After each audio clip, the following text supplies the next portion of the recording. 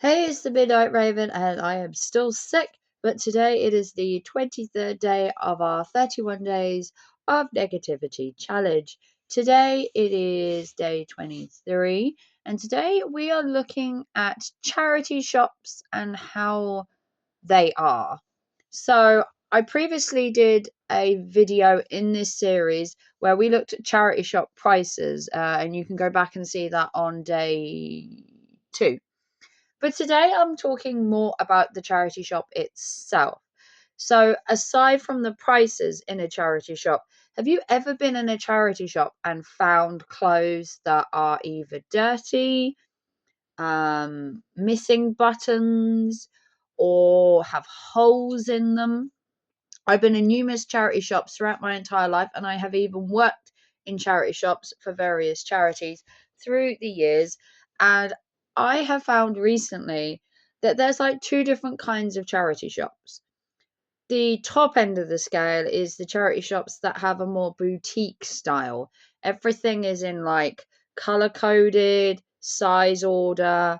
And I think the problem with that is they want to charge you more because it looks a certain way. So if you go into a shop and it's well manicured and the colors are all together and the sizes are all together and nice rails and everything, I think they think by showing they're a better charity shop, they think they can charge a bit more because of the look.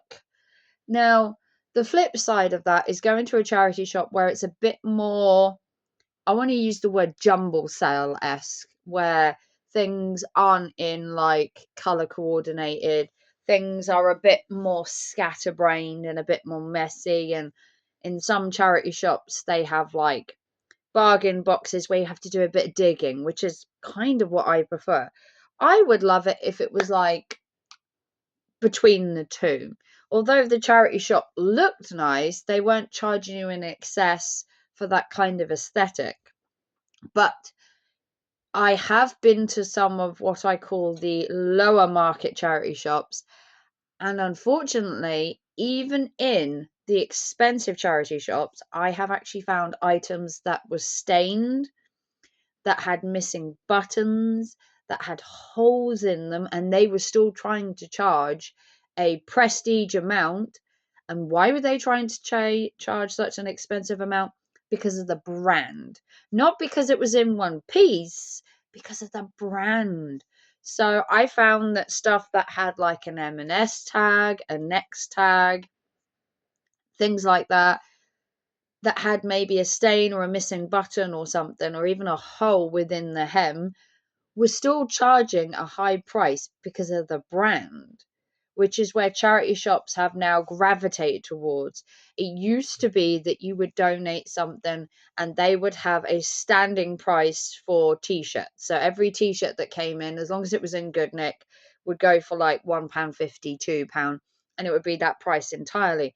Now they charge you per brand. Most charity shops charge you by brand. So if you go into a charity shop and you get an M&S item, they're more likely to charge you £5 for a top. If you go into a charity shop and it's a Primark, they're more likely to charge you like £2. So instead of it being unanimous where you get all tops are just the same price, now it depends on what brand they are. And then from the branding, if it's a new with tag, you're virtually paying, some charity shops will charge you virtually what it is brand new because it has a new tag. So charity shops nowadays have gone through a phase. We had the pandemic, and then suddenly everyone's trying to recoup their money. And as I discussed in the previous negativity video that I did for charity shop prices, everyone's trying to make a buck. But the downside to that is obviously if you charge an extortionate amount, doesn't mean people are going to pay it.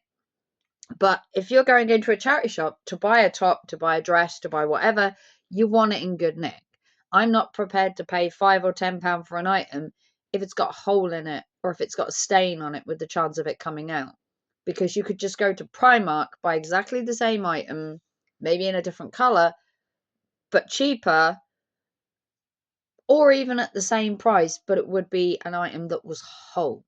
I've looked at items before that were from M&S, Next, and all of that, and they had things wrong with them in charity shops, but they were still charging a premium because of the brand. And that is just wrong. If you are going into a charity shop, items are meant to be clean.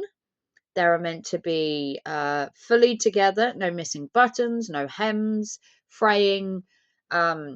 If you're getting things like jumpers and that, bobbling should be a minimum. If you're going to buy these clothes, yes, you may be saving them from landfill, but at the end of the day, you still want something that you can actually wear and go out with. You know, you're buying it to wear it. So today's negativity is charity shops trying to charge a premium for items that are either broken, not together, or they just need mending. Or some I've even found dirty items and they were charging a premium because it was like, oh, well, that stain could come out. And what if it doesn't? You're going to pay £5 for an item that may or may not come clean. So that's just my little issue with charity shops for today. But let me know what you think. Have you ever been in a charity shop, seen some items that you think are a little bit questionable, or have you ever bought something, got it home and realized it was stained or missing a button? Let me know down below. This is day 23 of the negativity challenge. I am sorry for my voice again. Still sick, can't get rid of it. It's a job. But like and subscribe, give it a big thumbs up. If you want to help the channel out and you are on YouTube, you can donate by PayPal, Super Chat, or Super Thanks. If you're on another platform, come over to YouTube if you want to give a donation. And I will see you very soon for another video. Take care and thanks for watching. Thank you for watching the 31 days. Bye.